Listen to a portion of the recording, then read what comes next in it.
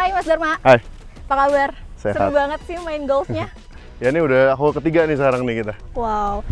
Emang hobi main golf ya Mas? Iya, sebenarnya main golf udah dari kecil sih, cuman on off aja. Sekarang lebih frequently lagi main. BTW keren banget sih lapangan golfnya. Thank you. Ini rencana yang mau diekspansi itu ya Mas? Ini dan yang di Bali juga. Ini jadi perumahan nih nanti nih ke depan. Jadi kita bikin baru sekitar 6 kilo dari sini. Itu ada golf course yang baru yang di Sentul. Terus ini jadi perumahan. Terus nanti yang di Bali kita kualitasnya juga dibagusin. Ini kan panas di sini. Kita ke golf club aja. Yuk.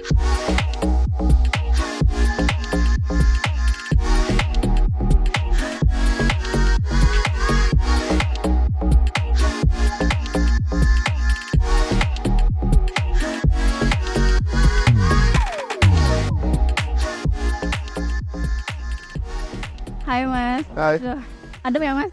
Lumayan lebih adem di sini. Cerita dong Mas, apa sih PT Intra Golf Link Resort atau IGR? Perusahaan yang bergerak di bidang apa sih Mas? Oke, jadi IGR itu kita memiliki 3 lapangan golf.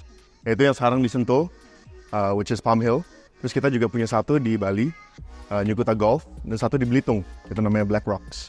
Itu di Belitung sangat unik, soalnya ada rock formation yang kelihatannya kayak dari luar dunia inilah. Very unique. Kalau misalnya yang di sini pemandangannya nice hill views. Kalau yang di Bali for sure cliffside langsung ke pantai. Nah, mungkin ada yang mau tahu nih Mas, ada kisah lain nggak dari Mas Dharma dalam menjalani posisi ini di IGR? Jadi saya sekarang sebagai komisaris utama di sini. Rencana saya itu untuk IGR berkembang menjadi nggak cuma perusahaan golf, tapi juga di bidang properti juga. Dan kita fokus di golf tourism. Saya lihat golf tourism itu sangat market yang sangat berpotensi di Indonesia ini. Kenapa? Soalnya kita lihat sekarang golf tourism yang masuk ke Indonesia adalah 250.000 orang. Tapi kalau misalnya kita lihat di Vietnam tuh memiliki 80 golf course.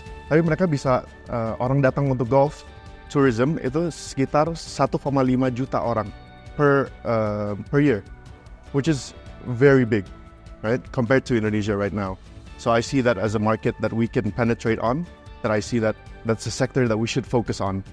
Because right now, I don't think any golf companies in Indonesia focuses on that sector. And I think that's a good market. Untuk mengejar potensi itu, apa yang bakal dilakukan IGR, Mas? Jadi, right now my plan is to expand, right? Our expansion plans. That's why we're investing heavily in the golf sector. Saya lihat, kalau misalnya dari banding Southeast Asian countries, berarti kita bukan jumlah courses yang kurang, tapi kualitasnya. Right now in the world there's around 66 million people registered golfers, ya kan? Itu belum yang pemain pemula ya, itu udah yang bisnis profesional lah jatuhnya, ya kan? Belum yang baru. When we see after COVID there was a shift, ya kan? After COVID we saw an increase in people wanting to golf. Jadi the demand for golf increased. People started to be more frequently coming to golf. Maybe because it's an outdoor sport, jadi orang lebih mau cari aktivitas yang di luar gitu untuk COVID waktu itu. Nah, untungnya sekarang trennya masih begitu, orang masih cari golf course lah. Jadi we have to take these advantages into expanding the golf industry in Indonesia, which is what we're doing here in IGR. Sekarang kita lebih ke personal leadership-nya Mas Dharma nih. PT IGR ini kan perusahaan keluarga ya Mas. Apa sih yang membuat Mas Dharma ingin meneruskan bisnis ini?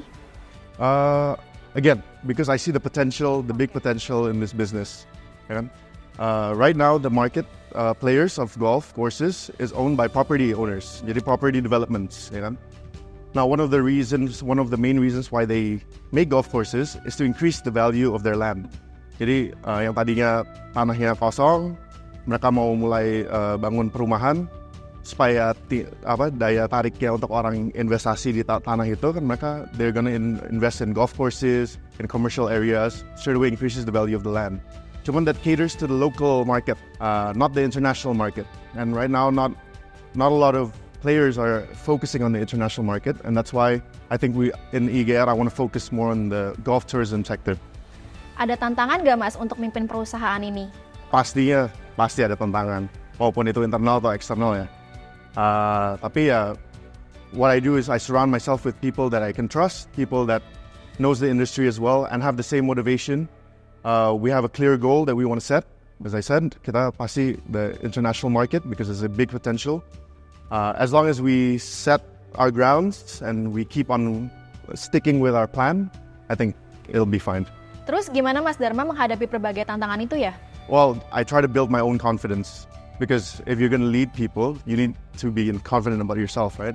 Are you going to lead others into a certain vision if you're not confident about yourself? And then I try to learn, always learning. I'm always learning new experiences, communicating with my staff, making sure that everybody is aligned, making sure that the progress is there. Selanjutnya ada gambaran nggak ke depan IGR ini akan seperti apa di bawah kepemimpinan Mas Dharma? Yang pasti, we're gonna reinvent and reimagine the golf industry in Indonesia, the golf sector in Indonesia, because nobody's touching the golf industry as internationally for the golf tourism sector.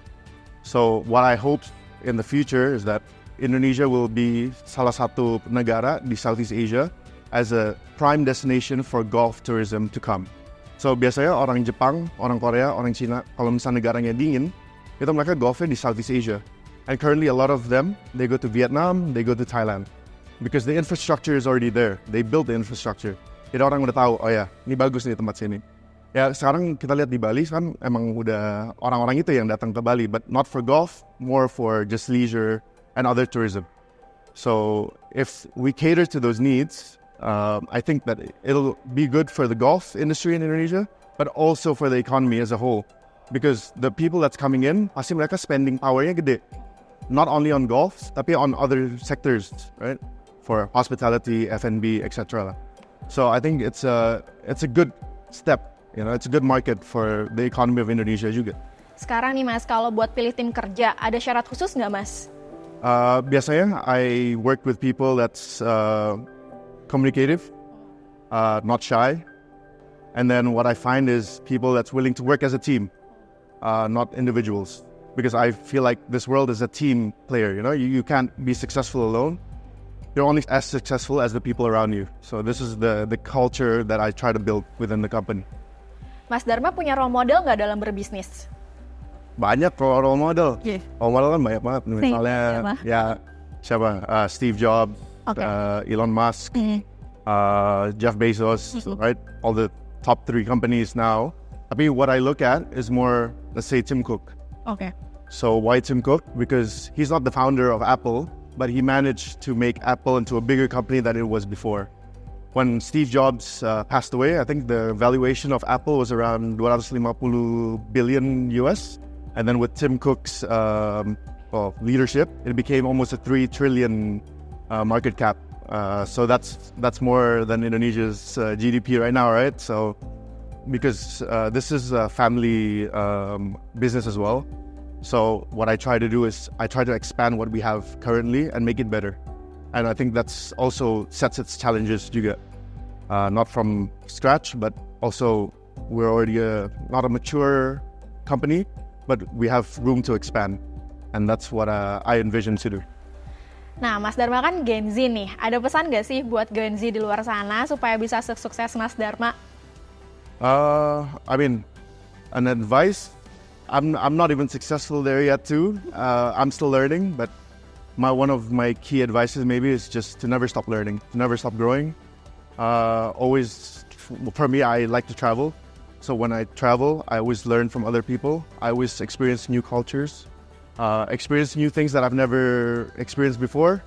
And then, just put myself out there into not being into like a secluded bubble, you know, always just growing. And then surround yourself with people that motivates you. That's one of the keys. Because again, you can never succeed alone. You always succeed with people around you. Terakhir nih Mas, kalau ada yang bilang Mas Dharma punya family privilege, gimana tanggapannya? Well, there's always another side of the story, right? Not everything is the way it seems. Again, I have a big family name that I withhold. Jadi bebannya juga lumayan besar. So I have expectations that I need to overcome juga kan. People expect me to be, you know, to be successful, to be a certain status, right? For me, I rather prove it with my work than just say, just talk, you know, just talk about it. So I'll prove you with me doing this.